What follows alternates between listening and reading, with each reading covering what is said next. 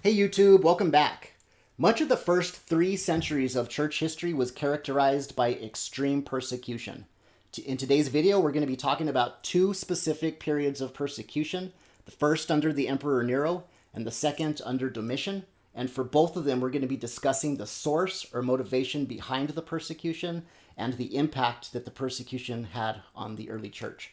Before we get started, I want to take a moment to ask you to please hit the like button and subscribe to this channel.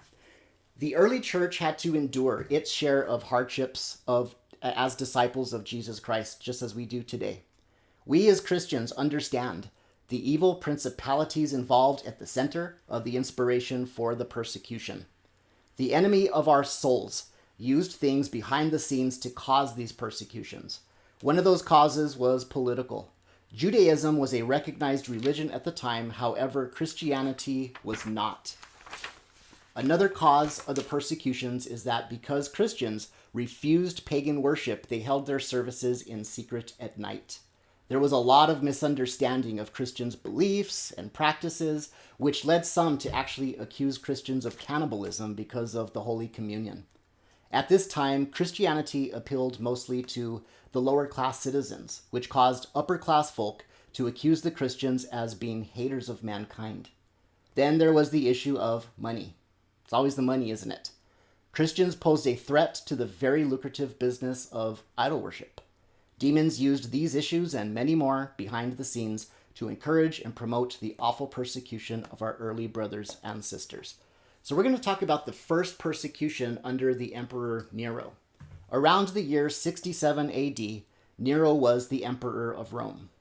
Nero was in power for a very long and barbaric 5 years. One of his evil deeds was to set the city of Rome on fire, which he accomplished by ordering his officers, guards, and ilk to do the deed. As this was happening, Nero actually enjoyed himself on top of the tower of Machaenus, where he took out his harp and played the song of the burning of Troy. He wickedly declared that he wished the ruin of all things before his death.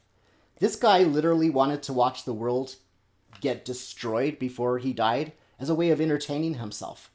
Thousands of people died in the flames, either by burning, smoke inhalation, or just being buried beneath the plunder. This act of the destruction of Rome lasted for 9 whole days. It all came to a stop when Nero found out that the people were blaming him, and at that point he decided to do damage control. Nero put the blame on the Christians in order to clear his name and to enjoy a whole new onslaught of death and destruction. Nero so enjoyed watching other people suffer that he decided to define great ways on how Christians should be tortured and put to death. This true psychopath suggested that Christians get stitched up alive inside of bloody animal skins. Then they were to be put out and so that where they would get attacked by wild animals who killed them. Another one of his creative torturous ideas was the covering of the Christians' shirts with wax in order to make them stiff, and then Nero would have them strung up to trees and he would set them on fire in order to illuminate his gardens at night. Our dear brothers, the Apostle Paul and Peter, were among the Christians who were martyred during the time of the Emperor Nero. This is yet another proof. This is proof that the New Testament was complete before the destruction of Rome in the year 70 AD. This intense persecution strengthened the church as they held fast their confession unto death.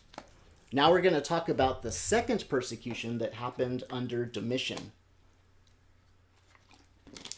Around the year 81 AD, the Emperor Domitian came into power. Domitian had a violent side, which was evidenced by the fact that he murdered his own brother. He then satisfied his violent tendencies by having the Roman senators killed, in some instances just simply to take their property. He even commanded everyone from the lineage of David was to be killed. This is the time in which our dear brother John was boiled in oil and banished to the island of Patmos, where he wrote us the book of Revelation. The law was put into effect. This was actually law, that no Christian, once brought before the tribunal, should be exempted from punishment without renouncing his or her Christianity. Domitian also circulated tons of propaganda throughout Rome to win informants to turn in the Christians, to rat them out. Some of this propaganda include blaming Christians for any earthquake, famine, or even stomach aches that happened. For personal gain, some of these informants turned in a lot of innocent people. In this time period, our brother Timothy completed his work here on earth in dramatic fashion. Timothy actually showed up to the pagan feast called Catagogion, and he rebuked them for their idolatry. Instead of thanking Timothy, who had their best interests in mind, and turning them back to the real and living God, they beat him with clubs. Scholars say that Timothy died of his injuries 2 days later after being beaten with those clubs. In conclusion, these early Christians were a totally different breed than we are. We get upset when people embarrass us in class or scold us for not being tolerant. The persecution we have to endure here in America today is nothing compared to what these brothers and sisters faced. Also, persecution in other parts of this world that on this level does continue. You know, in some places, Christianity is actually illegal. There's an awesome ministry called The Voice of the Martyrs that reports on the persecutions that are happening all over the world where Christianity is illegal, and also supports our brothers and sisters. We in America, for those of us who live in America, are extremely blessed to live here. I submit to you that we have no idea what real persecution is. But as time goes on and the persecution gets worse where we live, and it is every day, the reality of some of us having to die deaths like this to glorify the Lord is a very real possibility. Buckle your seatbelts, church, and let these that went before us strengthen us to contend earnestly for the faith.